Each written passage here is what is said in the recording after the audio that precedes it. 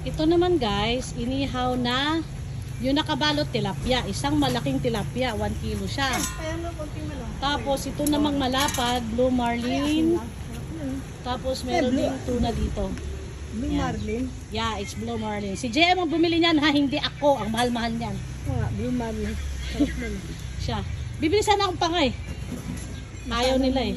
Mabuti lang yun. Yan. So guys, lahat ng ulam ngayon namin guys, puro seafoods. Hipon, alahan, tawag ito? Ano yung green? Remote ko na. Hipon, alahan, tahong. Tahong, tapos inihaw na tilapia, blue marlin na tuna at saka tuna. Tunang Jensen siguro ito isa. Na map yung pula. So, ayon lang iprito. Gusto nila ihaw. Bahala sila mag-ihaw kasi ako ayoko nag-iihaw. Sobrang init. So, ayan. Si JM ang nag-iihaw. Kasi yan, kaya nang gusto niya eh. Ayan. Ano yan?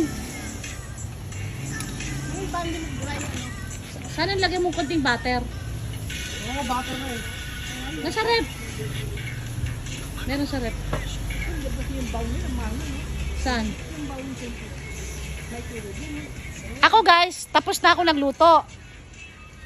Na sangkotsa ko na lahat ang alahan, hipon at saka tahong na may dahon ng sili. Tapos ha? Ha? Sek, ikaw nga sek. Nahulog din yung tilapia. Tilapia. Pakiayos na Jason, di naayos. Inayos ko sila sa... Mag-ano pa ako.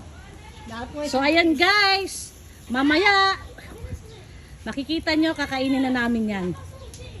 Iinggitin ko na naman kayo guys sa aking masarap na seafood ulam. Bye!